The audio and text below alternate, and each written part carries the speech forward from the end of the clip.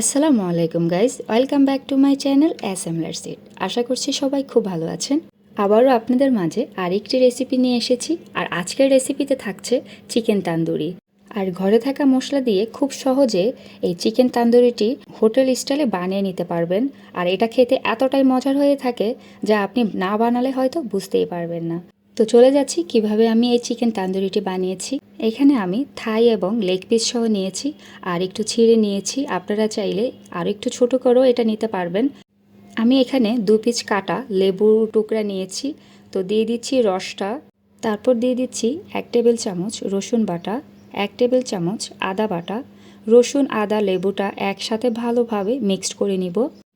এভাবে 1 ঘন্টার মতো রেখে দিব, যেন আদা, রসুন আর লেবুটা ভালোভাবে মাংসের সাথে ম্যারিনেট হয়। তারপর এখন তান্দুরির জন্য মশলা তৈরি করব। এখানে দিয়ে দিচ্ছি 2 টেবিল চামচ সয়া সস, 1 কাপ টক দই, 3 টেবিল চামচ দিয়ে দিচ্ছি তান্দুরি মশলা। আমি এখানে প্যাকেটের তান্দুরি মশলা ইউজ করেছি, যে কোনো প্যাকেটের মশলাই ব্যবহার করতে পারবেন। তারপর দিয়ে দিচ্ছি 1 চা চামচ জিরা গুঁড়া, 1 চা চামচ গরম মশলার গুঁড়া আর 1 চা চামচ মরিচের গুঁড়া। দিয়ে দিচ্ছি স্বাদ মতো লবণ, দিয়ে দিচ্ছি 1 চা চামচ চিনি। তারপর দিচ্ছি হাফ কাপ পরিমাণ সরিষার তেল। সরিষার তেলটা কিন্তু এখানে মাস্ট বি ব্যবহার করতে হবে। সব কিছু দিয়ে এখন একটা চামচের মাধ্যমে ভালোভাবে মশলাটাকে মাখিয়ে নিব। গুঁড়া মশলা যেহেতু দিয়েছি সরিষা তেলের সাথে, তার জন্য কিন্তু দলা পেকে যেতে পারে, তাই ভালোভাবে চামচের মাধ্যমে মশলাটাকে মাখিয়ে নিতে হবে। ম্যারিনেট করা মাংসের উপরে এখন মশলাটা দিয়ে দিব। মশলাটা দিয়ে হাত দিয়ে ভালোভাবে মেখে নিতে হবে। মাংসের ভিতরে ভালোভাবে যেন মশলাটা ঢুকে যায়। আস্তে আস্তে করে ধৈর্যের সাথে মাংসটাকে ভালোভাবে মাখাতে হবে। তান্দুরির জন্য চিকেনটা কিন্তু মাখানো প্রায় কমপ্লিট। আমি এখন এভাবে 2 ঘন্টার মতো রেখে দিব। চেষ্টা করবেন 2 থেকে 3 ঘন্টার মতো এভাবে ম্যারিনেট করে রাখার জন্য। তারপর চুলায় ফ্রাই প্যান বসিয়েছি। ফ্রাই প্যানটা যখন গরম হয়ে আসবে, এখানে আমি 2 টেবিল চামচের মতো তেল দিয়েছি। সরিষার তেল না, যে কোনো তেল এখানে ব্যবহার করতে পারবেন। তো প্রথমত আমি 3 পিস ভেজে নেব আগে। চুলার আঁচটা এই মুহূর্তে মিডিয়াম থেকে লো আঁচে রেখে ঢাকনা দিয়ে 5 মিনিটের মতো জাল করে নিব। এখন ঢাকনাটা উঠিয়ে নিব। ঢাকনাটা ওঠানোর পরে চিকেনগুলা এক পাশ থেকে আরেক পাশ করে উল্টে দিব। আবারও এভাবে 6 থেকে 7 মিনিটের মতো ঢাকনা দিয়ে চিকেনটাকে ভেজে নিব। তারপর ঢাকনাটা সরিয়ে এক পাশ থেকে আরেক পাশ আবারও উল্টে দিব। এ পর্যায়ে এসে কিন্তু আর ঢাকনা দিব না। চুলার আঁচটা একদম লো করে আস্তে আস্তে করে চিকেনটাকে ভেজে নিব। তবে এই চিকেন তান্দুরিটা ভাজার সময় অনেকটা ধৈর্য রাখতে হবে।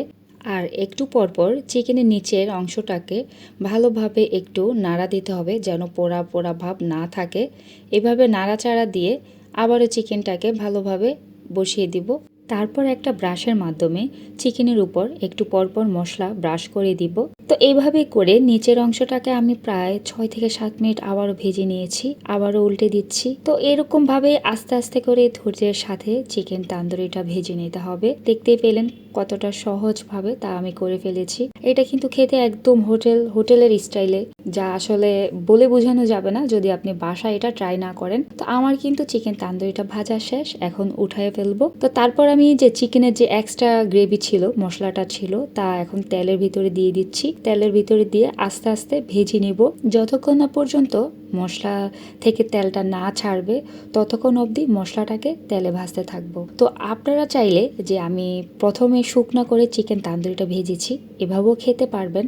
আর যদি একটু মশলার সাথে ঝাল ঝাল করে খেতে চান, তাহলে কিন্তু এই গ্রেভিটা এক্সট্রা একটু তেল দিয়ে ভেজে নিলে খেতে কিন্তু আরও একটু বেশি স্বাদ লাগে। এই মুহূর্তে এসে কিন্তু আমার তেলটা ছেড়ে দিয়েছে, দেখতেই পাচ্ছেন। এখন এখানে আমি 1 কাপ পরিমাণ পানি দিয়ে দিচ্ছি। তারপর দিয়ে দিচ্ছি 1 টেবিল চামচ টমেটো সস, দিয়ে দিচ্ছি 1 চা চামচ চিনি। এই জিনিসগুলো এখানে দিলে গ্রেভিটার স্বাদটা কিন্তু অনেক গুণে বেড়ে যাবে। আর যদি ঝালের পরিমাণটা একটু বাড়িয়ে খেতে পছন্দ করেন, এখানে কিন্তু শুকনা মরিচ অথবা গুঁড়া মরিচ 1 চা চামচ দিতে পারবেন। তো পানি দেওয়ার পরে পানিটা যখন টেনে আসবে, এখানে আমি চিকেনটা দিয়ে দিচ্ছি। চিকেনটা দিয়ে আলতো করে নিচ থেকে একটু নাড়াচাড়া দিয়ে নিব। তারপরে ঢাকনা দিয়ে দিচ্ছি। ঢাকনা দিয়ে একদম লো আছে 9 থেকে 10 মিনিটের মতো আমি রেখে দিয়েছি। তো দেখতেই পাচ্ছেন তেলটা কিন্তু একবারে ছেড়ে দিয়েছে, আর চিকেনগুলোও কিন্তু মাশাআল্লাহ দেখতে অনেক সুন্দর কালার হয়ে আসছে। তো এইভাবেই করে আস্তে আস্তে উল্টিয়ে দিব। যেন না ভাঙে। শেষে কিন্তু আমার চিকেনটা হয়ে গেছে। আশা করছি আপনাদের কাছে খুবই ভালো লেগেছে। যদি ভালো লেগে থাকে অবশ্যই আপনারা বাসায় ট্রাই করবেন। আর এই চিকেন তান্দুরিটা দেখতে যতটা অসাধারণ লাগছে, খেতে কিন্তু অনেক অনেক টেস্টি একটা জিনিস।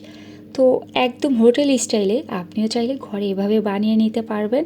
কেনই বা হোটেলে কষ্ট করে যাবেন। আর আমার চ্যানেলটি যদি সাবস্ক্রাইব না করে থাকেন অবশ্যই সাবস্ক্রাইব করে আমার সাথে থাকবেন। আজকে এই পর্যন্তই, সবাই ভালো থাকবেন। আল্লাহ হাফেজ।